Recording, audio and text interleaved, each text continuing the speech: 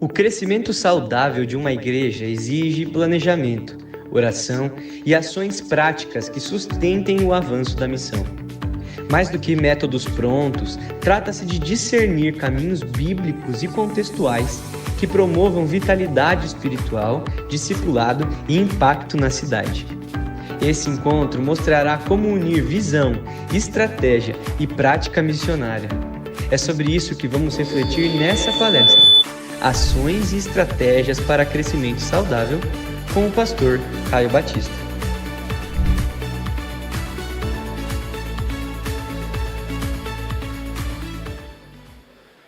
Que bom que você está aqui.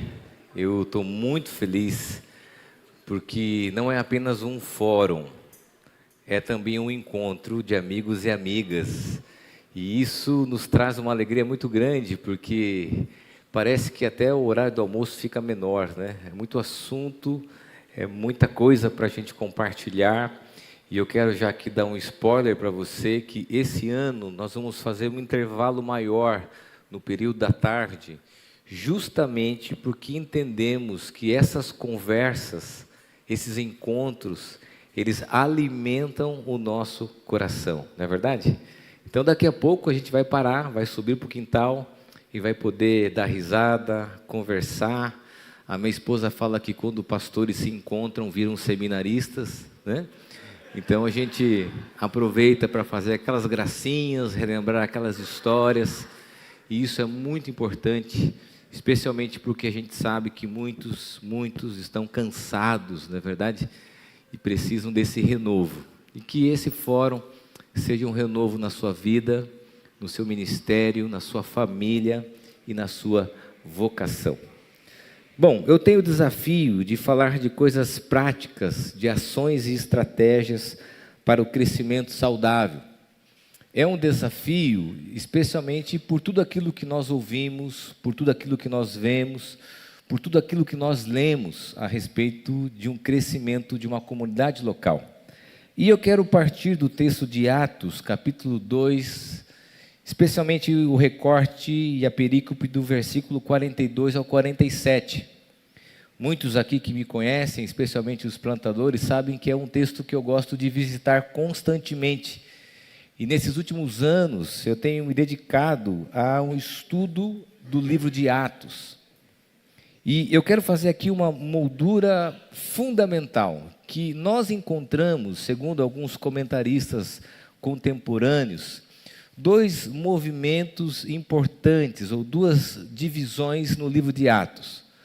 Especialmente a igreja primitiva de origem, que é essa igreja que nós vamos ler, que está localizada em Jerusalém, e até aquele momento a preocupação era pregar o evangelho, testemunhar da ressurreição para Jerusalém. Mas um segundo movimento que vai acontecer também por causa da perseguição, mas vai surgir um apóstolo chamado Paulo, que vai pregar o evangelho para os gentis.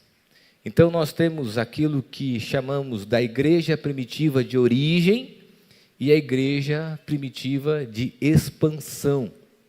E eu quero ler então esse texto e, partindo desse modelo da igreja primitiva, refletirmos sobre ações e estratégias para o crescimento saudável. Diz assim: eles se dedicavam ao ensino dos apóstolos e à comunhão, ao partir do pão e às orações. Todos estavam cheios de temor, e muitas maravilhas e sinais eram feitos pelos apóstolos. Todos os que criam mantinham-se unidos e tinham tudo em comum. Vendendo suas propriedades e bens, distribuíam a cada um conforme a sua necessidade. Todos os dias continuavam a reunir-se no pátio do templo, partiam o pão em suas casas e juntos participavam das refeições, com alegria e sinceridade de coração, louvando a Deus e tendo a simpatia de todo o povo. E o Senhor lhes acrescentava todos os dias os que iam sendo salvos. O texto que nós lemos vai registrar os primeiros dias de uma comunidade de fé. E a gente precisa ser sincero, especialmente porque nós estamos aqui com um grupo de pessoas que conhecem essa narrativa, que não havia, do ponto de vista estratégico, uma igreja organizada aqui. O que havia era um movimento tomando forma diante de um desafio, porque a expectativa daquele grupo era se reunir no templo. Mas com a dificuldade dessa reunião pública, é necessário que essa comunidade de fé primitiva vá para as casas como uma alternativa. E alguns vão dizer que é exatamente esse desafio, o desafio de ajuste ao local, que faz com que o evangelho invada o ordinário, a vida cotidiana. Já que havia o impedimento de uso do espaço religioso, vamos viver a fé, vamos testemunhar da ressurreição aonde nós vivemos, nas nossas casas. A gente não tem aqui no texto, e nem muito menos nas narrativas, um direcionamento estratégico dizendo, olha, a melhor forma da gente acontecer enquanto movimento é se a gente se reunir nas casas e na escadaria do templo. Não há registro sequer de uma reunião apostólica sobre discernir e escolher qual o melhor método naquele momento. Até porque, muitos sabem, que os discípulos de Jesus viviam dentro de um contexto de muitos grupos religiosos, inclusive grupos religiosos messiânicos. Será que os discípulos de Jesus seriam mais um grupo dos muitos que existiam?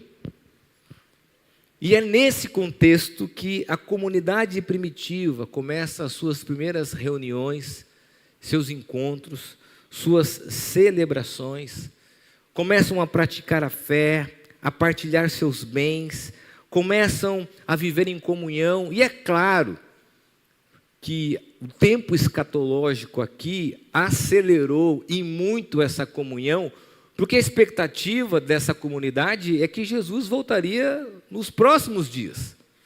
E esse despreendimento é em virtude dessa noção escatológica. Mas na narrativa eu quero destacar o versículo 47, especialmente a parte B, quando diz que o Senhor acrescentava os que iam sendo salvos. Há um destaque de Lucas para a ação redentiva de Deus. É Ele que salva, é Ele que acrescenta as pessoas nessa comunidade de fé, nesse grupo de novos discípulos.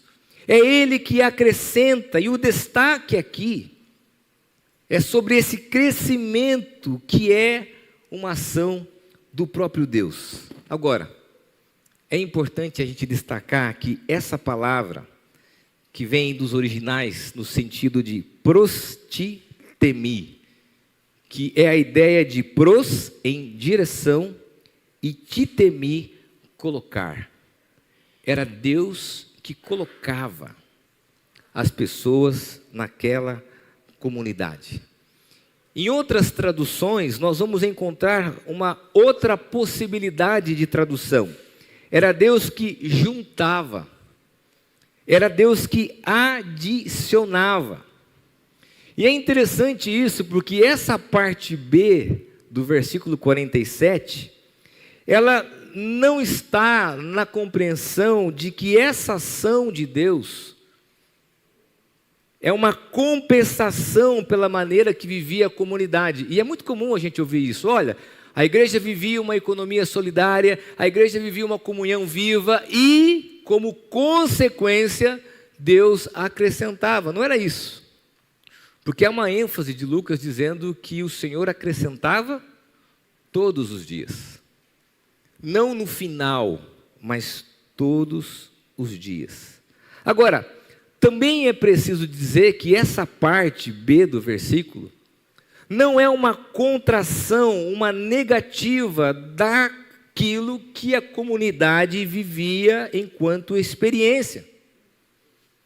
Não há aqui a intenção de Lucas de desmerecer a comunidade. E você pode estar se perguntando, mas em que sentido isso? No sentido de que nós temos duas visões, duas caricaturas sobre crescimento e sobre esse versículo. Quais são as duas visões e as duas caricaturas que nós temos sobre crescimento? A primeira caricatura que a gente pode ter do texto, quando a gente destaca essa parte, é que Deus que dá o crescimento, e sendo Ele aquele que dá o crescimento, nós não precisamos fazer nada. É Deus que vai fazer acontecer. O resultado dessa compreensão é que nós cruzamos os braços e ficamos passivos diante de qualquer estratégia ou ação.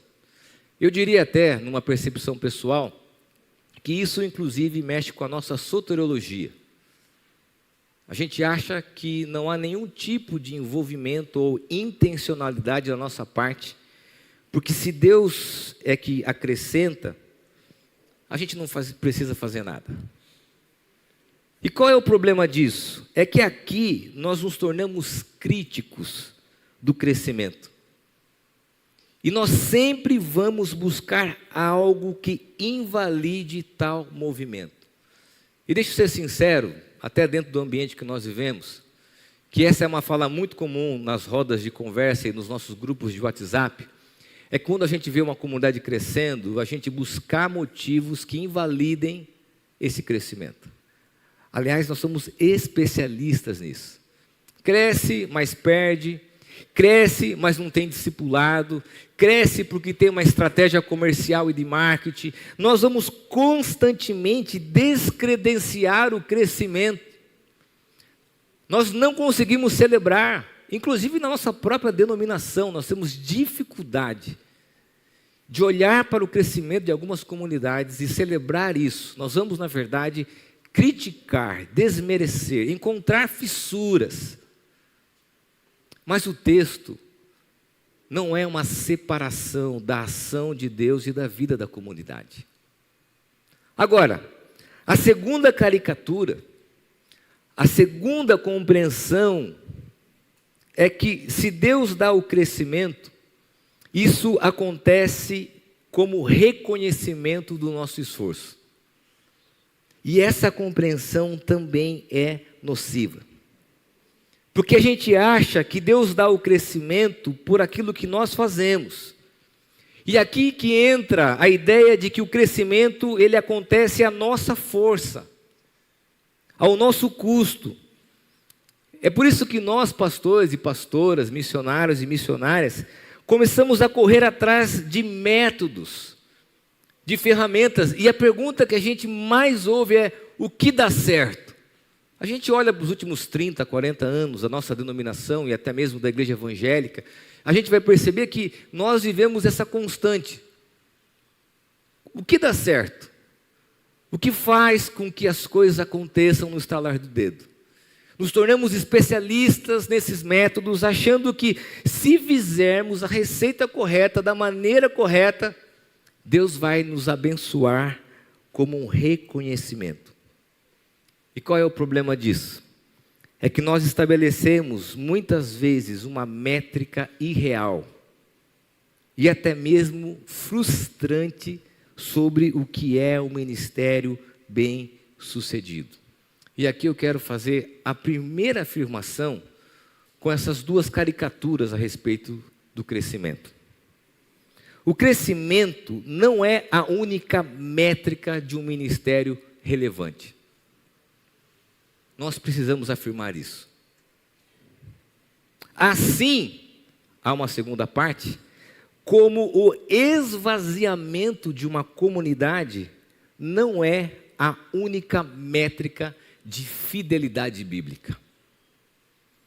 Porque isso é algo que acontece constantemente. o desmerecimento do crescimento, a gente vai se justificar dizendo, não, mas aqui nós temos qualidade. Aliás, há sempre essa tensão entre usar palavras como qualidade e quantidade, e na eclesiologia do Novo Testamento a gente não encontra esses dois adjetivos como nós usamos. O grande e o que é bom. Aquilo que cresce quantitativamente e aquilo que tem qualidade. Na verdade, dependendo de onde nós estamos, isso se torna uma justificativa. As duas caricaturas muitas vezes distorcem a gente sobre a possibilidade de encontrarmos um caminho. Qual é o caminho? Falarmos sobre um crescimento saudável. E eu diria que isso até ameniza o tema, porque acrescentar aqui esse adjetivo saudável é justamente buscar esse equilíbrio nas compreensões e nas visões opostas que nós temos a respeito do crescimento. Especialmente nós que estamos dentro de uma denominação histórica. E aí quando a gente olha para o texto, e a gente não pode separar essa afirmação da experiência da comunidade primitiva de origem, nós precisamos entender que o crescimento saudável considera a vida da comunidade com intencionalidade e graça. Intencionalidade e graça.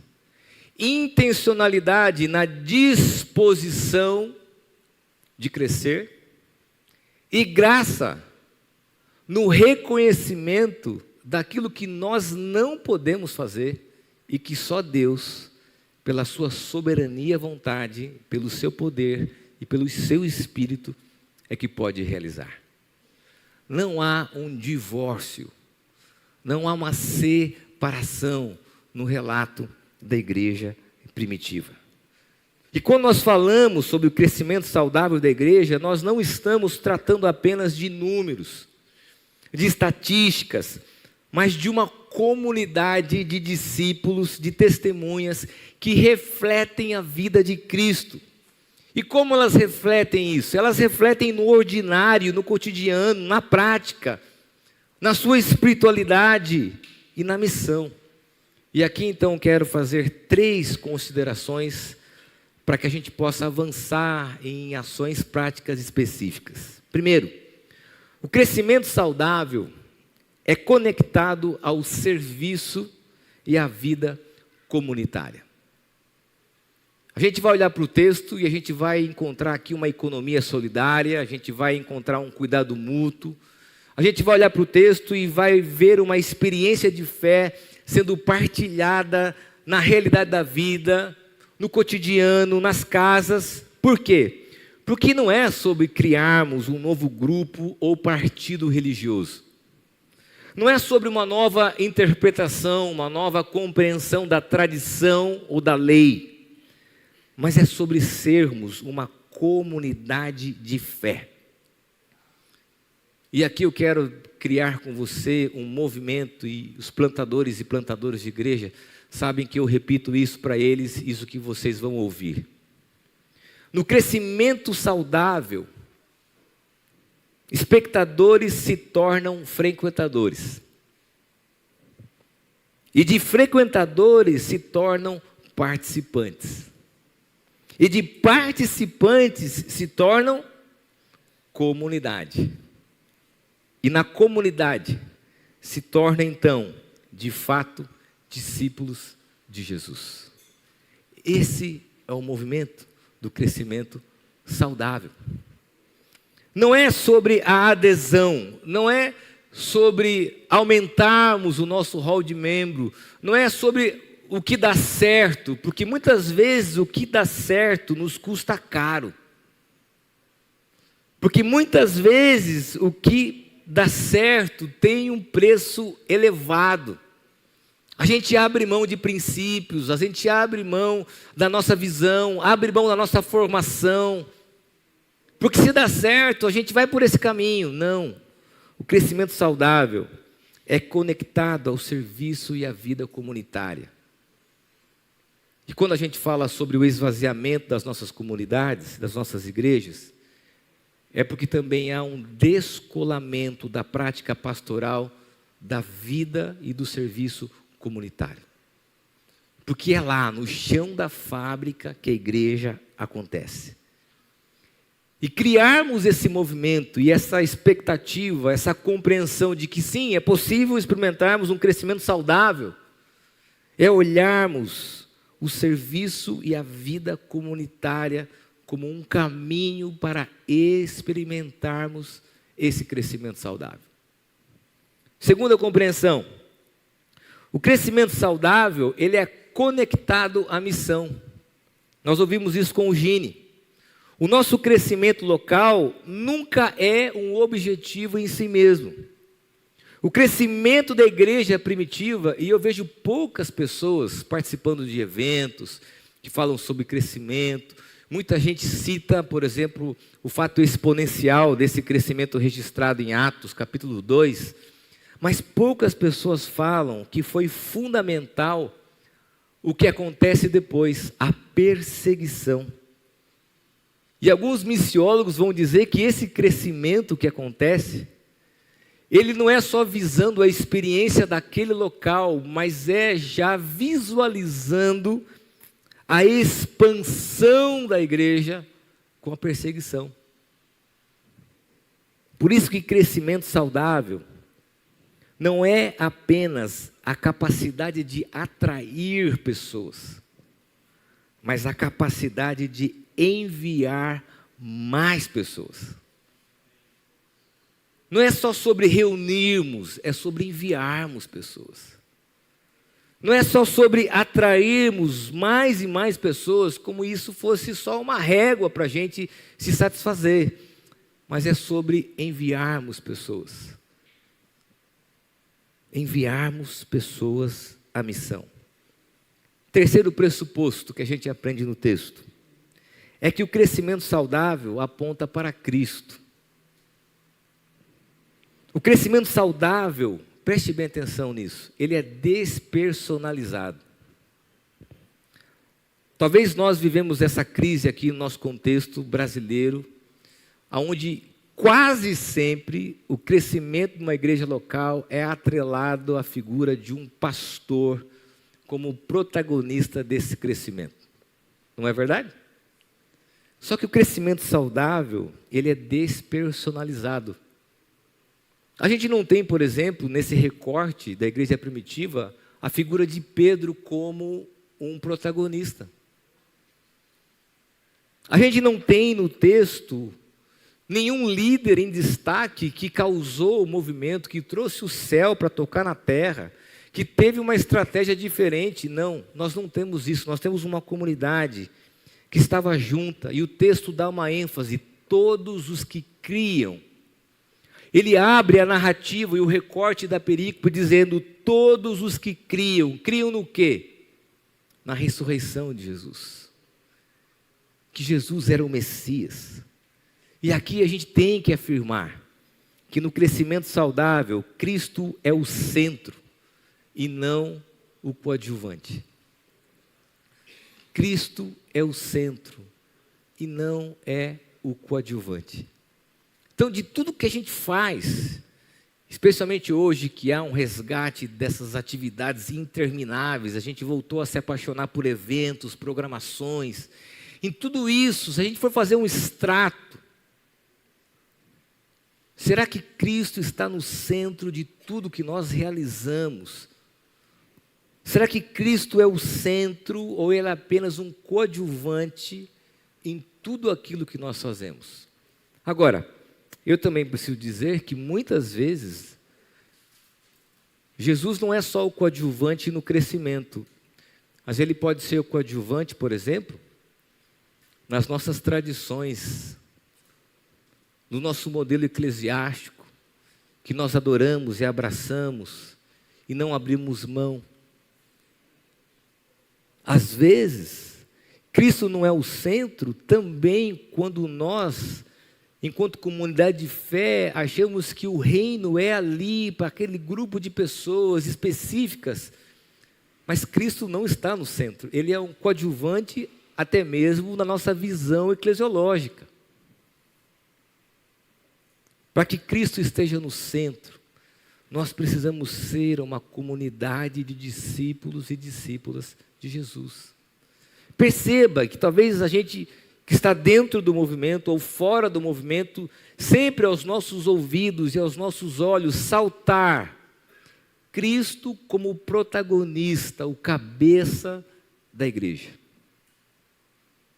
É claro que a gente pode aqui compartilhar que alguns métodos dão certo, algumas coisas de fato podem nos ajudar, podem ser instrumentos para nos tirar de uma inércia, nos levar a um movimento. É claro que a gente tem livros, dicas, congressos, eventos, ideias. Quem me conhece sabe que eu também gosto disso. Mas a gente precisa colocar isso tudo e dizer se Cristo de fato é o protagonista de todos os métodos, ferramentas, estratégias que são propostas a nós.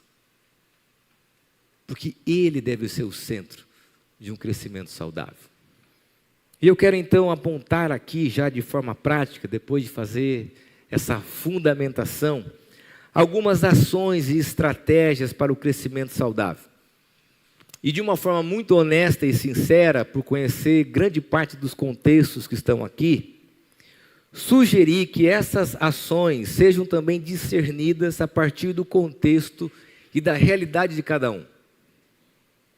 E claro, com a devida conexão com a sua cultura, com a sua experiência e com a característica da sua comunidade. Eu não gostaria de falar aqui sobre posicionamento de comunicação, embora seja da área.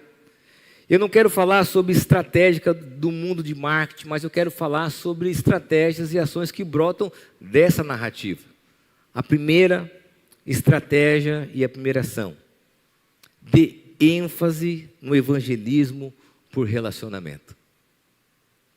Nós vivemos hoje uma sociedade carente de relações profundas. Há uma fragilização na noção de pertencimento das pessoas. Eu preguei sobre isso aqui no domingo.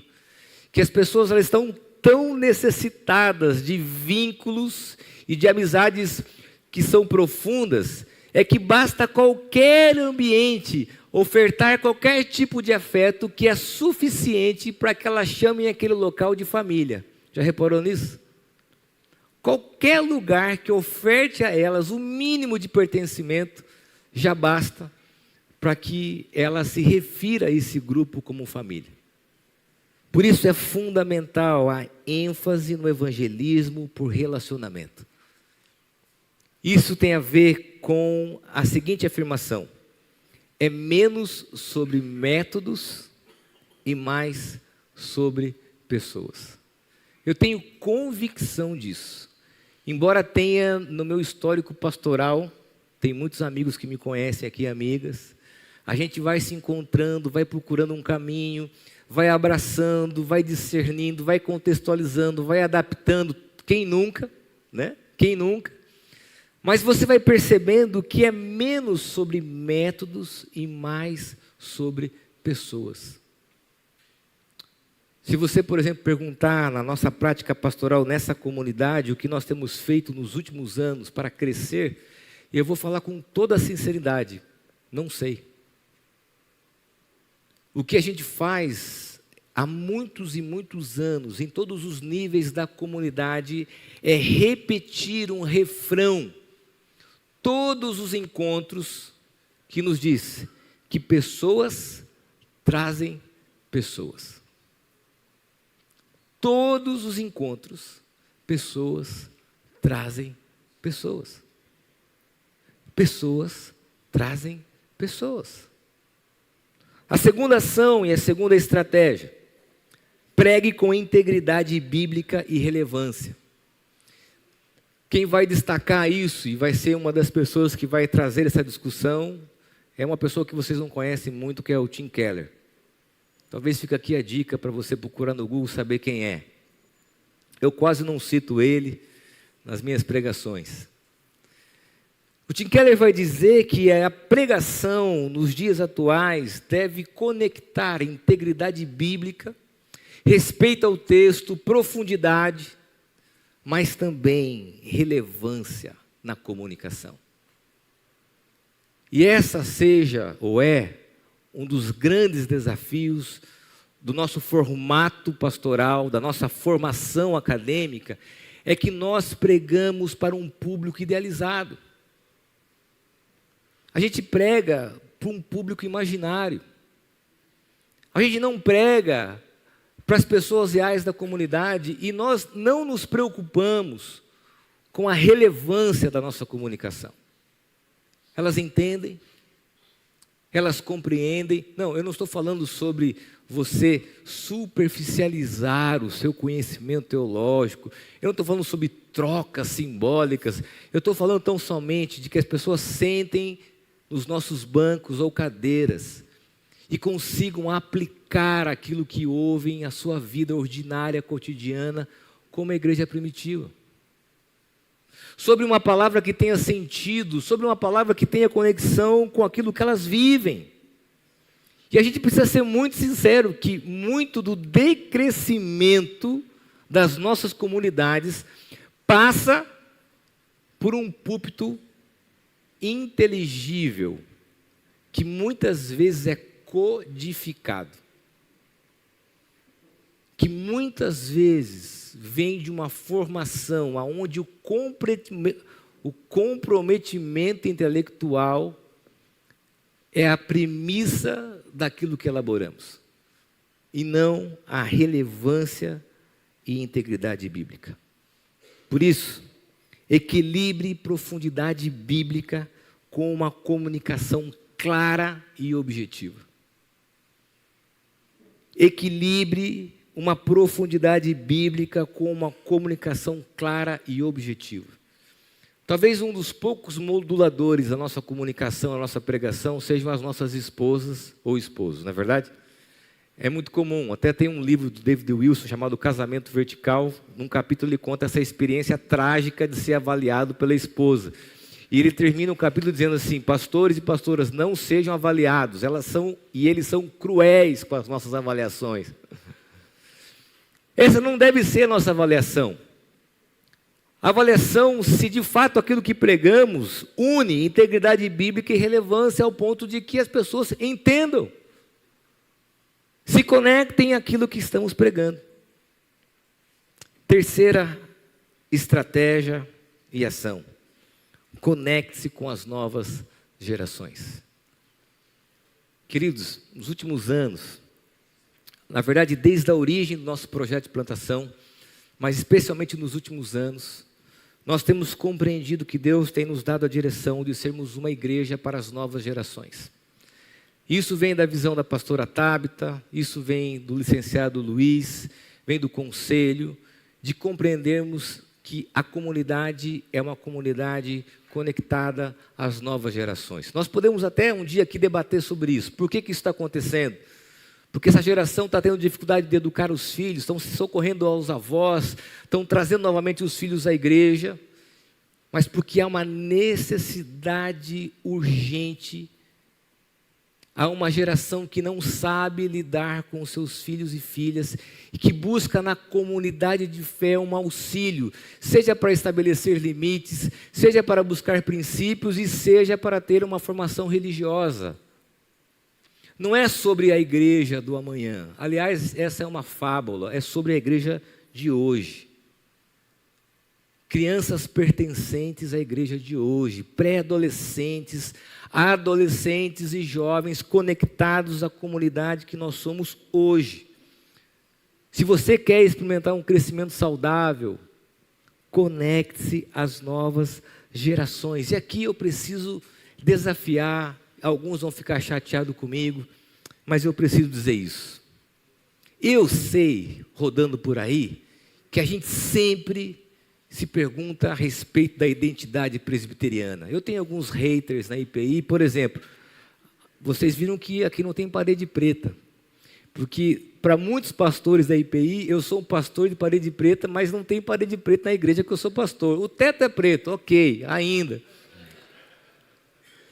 Mas a gente fica procurando fissuras nas falas para dizer assim, mas isso não tem a ver com a nossa identidade. Queridos, a pergunta prioritária que nós devemos nos fazer não é tão somente sobre a nossa identidade. Essa pergunta é importante, mas ela não deve ser prioritária. A pergunta prioritária deve ser: aonde estão os nossos filhos e filhas? Aonde estão os nossos filhos e filhas? Essa é a reflexão honesta e sincera que nós devemos nos fazer.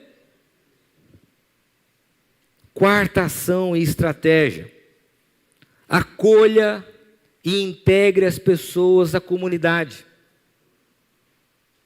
Quando falamos sobre comunidade, falamos sobre acolhimento e integração. Relacionamentos saudáveis geram uma comunidade autêntica. O que nós ouvimos há muitos e muitos anos com a expressão comunidade terapêutica. Eu disse recentemente no grupo de plantadores que a gente acha que as pessoas voltam nas nossas igrejas tão somente pela nossa eloquência. Quando a gente vê alguém voltando e diz assim, olha, voltou porque gostou muito da minha pregação. E estudos vão dizer que, na verdade, elas voltam e permanecem porque, se elas foram acolhidas e integradas, elas se sentem pertencentes. E se sentem pertencentes, elas querem viver nessa comunidade. O crescimento saudável considera o acolhimento e a integração. A pergunta é: quais ambientes das nossas comunidades proporcionam vínculos e relacionamentos? 5. Conecte-se com causas e mobilizações sociais. Eu tenho repetido isso aonde eu vou. Nós vivemos uma sociedade hoje que abraça causas pontuais. Hoje as pessoas se mobilizam em torno de uma causa que acesse e sensibilize o coração delas. Isso já está acontecendo na sua comunidade. Alguém que está precisando de uma cesta básica, uma família que está levantando recursos para uma cirurgia. Essa mobilização já está acontecendo. Preste atenção e reconheça e se conecte a essas causas e essas mobilizações. E causas únicas. Há um movimento da sociedade nessa direção. 6, eu preciso acelerar um pouquinho sobre o meu tempo. Mobilize voluntários e o serviço comunitário. Muito se fala sobre espectadores em nossas comunidades, mas pouco se fala sobre o convite a essas pessoas. Identifique as necessidades e as áreas da sua igreja e convide as pessoas a servirem. É muito comum eu ir visitar algumas igrejas e às vezes você vê o pastor, toca o violão, desce, fica com o controle do PowerPoint, passa as músicas no louvor, faz o café, faz para cá e para lá, e faz tudo. E uma das experiências que eu tenho, está aqui o Renato, que hoje trabalha na nossa comunidade, um dos primeiros encontros que nós tivemos lá no Jardim Guatemi, eu era esse pastor, controle do PowerPoint no bolso, passando as músicas, ficando na mesa do som, ele recém-chegado na igreja, me procurou e falou assim, posso ajudar? Eu me virei e falei, você já fez catecúmenos?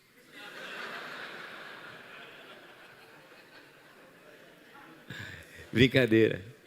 Eu falei, claro. Ele falou, pastor, eu trabalho com isso, posso ajudar aqui quando o senhor precisar. Ele está com a gente há mais de 15 anos. Porque é preciso integrar as pessoas, as necessidades e as áreas da nossa comunidade e convidá-las e desafiá-las a servirem. 7, e eu vou avançar porque isso é um tema que o Ross vai também se dedicar. Discipule com intencionalidade. Formação espiritual, discipulado contínuo, ensino sólido da palavra, vida de oração e prática de adoração. Nós não temos como fugir dessa realidade. Como comunidade de Jesus, somos discípulos que discipulam. 8, forme uma liderança saudável. Líderes saudáveis proporcionam um ambiente propício à mudança e geram uma comunidade acolhedora. Se eu fosse escrever um livro das experiências que eu tive acompanhando o projeto de plantação ao longo desses últimos anos, eu diria que 3 coisas são fundamentais numa plantação. E uma delas é a formação de uma liderança saudável. As outras 2 eu vou pregar daqui 2 anos. Você volta no semear. 9. Desenvolva uma estrutura leve e flexível. E aqui a gente confunde muito governança, que é o nosso modelo bíblico de governo, com vida ministerial eclesiástica. Se queremos experimentar um crescimento, nós precisaremos desenvolver uma estrutura leve e flexível. Isso significa que as nossas estruturas e processos também devem estar em missão. Olhe para as pautas das nossas reuniões de conselho e perceba o quanto dessas pautas são conectadas à missão da igreja. Quando nós chegamos nesse lugar, muitos conhecem já a história, eu chamei a liderança da igreja, nesse local que nós estamos aqui, e eu disse, olha, eu topo vir com vocês, mas eu quero fazer aqui um desafio. A gente criar um novo refrão, que diz que pessoas são mais importantes do que paredes. Parece simples, mas é facilmente sedutor que a gente se apaixone pela estrutura e pelo nosso sistema de governo ao ponto de que isso possa enrijecer o crescimento da igreja. O que é para ser uma prestação de contas, uma representatividade, um cuidado com a comunidade, passa a ser um engessamento da vida eclesiástica. As nossas estruturas e os nossos processos também devem estar em missão. E eu termino essa mensagem, depois dessas 9 dicas, sugestões de um crescimento saudável, dizendo que o grande desafio para nós, como pastores e pastoras, a voltarmos para as nossas comunidades, não é tão somente aumentarmos o hall de membros da nossa igreja, mas é nos questionarmos se estamos formando discípulos e discípulas de Jesus.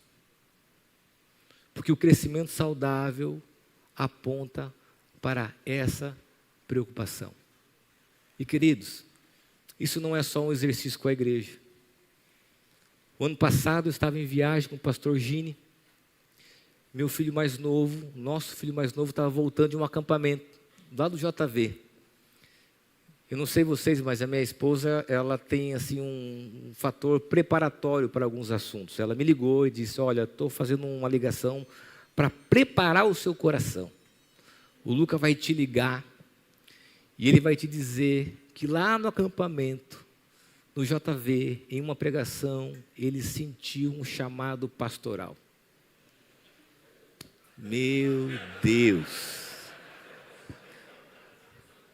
Em outro país, ela disse assim, calma, respira, acolha, não fale nada, não desmotive. Ela disse, não fale sobre o manual do candidato, não fale sobre pré-candidatura, não fale sobre a avaliação do presbitério, tão somente acolha. Depois de um tempo, de algumas horas, ele me liga e fala, pai, estava no acampamento, e Deus falou comigo, e eu senti no meu coração, quero servir o Senhor, eu quero ser pastor, eu quero servir. E eu ali, olhando, já pensando assim, ele vai ter que ler, vai mudar o manual do candidato, estou na comissão da IPI, vai ficar mais difícil agora, vai aumentar mais um ano, vai ter presencial, está acabando o ministério integral, tem discussões polêmicas para vir aí na frente, eu já pensando lá na frente, os desafios para ele, pensando tudo isso. Eu vindo, desliguei, fui obediente à Aline, desliguei o telefone. Falei, vamos orar por isso, Deus vai conduzir. Acordei de manhã, fomos até a igreja que estava acontecendo o encontro da ICO. Começou o louvor, os cânticos, e na hora que eu estava louvando ao Senhor, com músicas lindas e lindas, eu senti a presença de Deus. E Jesus falou comigo. Jesus soprou nos meus ouvidos e eu ouvi Ele dizendo: seu filho é meu discípulo e não seu discípulo. É sobre apontar para a pessoa de Jesus como o centro dos nossos ministérios e da nossa vida eclesiástica. Não é sobre encontrar um método para que a gente seja referenciado em algum momento e as pessoas possam nos olhar e nos aplaudir, mas é sobre sermos discípulos de Jesus. Eu quero convidar você a fechar os teus olhos e a ouvir do Senhor que o crescimento saudável nos coloca na posição de sermos discípulos e discípulas. O crescimento saudável nos convida como pastores e pastoras, missionários e missionárias, a buscarmos uma igreja onde Cristo seja o centro. Ele seja o centro. Ele seja o centro. Não o coadjuvante dos nossos métodos, não o coadjuvante do nosso avanço, não o coadjuvante da nossa história, das paredes que nós amamos, não o coadjuvante da nossa tradição, mas o centro daquilo que fazemos e daquilo que somos como igreja. Senhor, nós somos teus discípulos. A igreja é tua, nós servimos, nós dedicamos, ó Deus, nosso tempo, os nossos ministérios e as nossas vocações, e queremos olhar para o Senhor,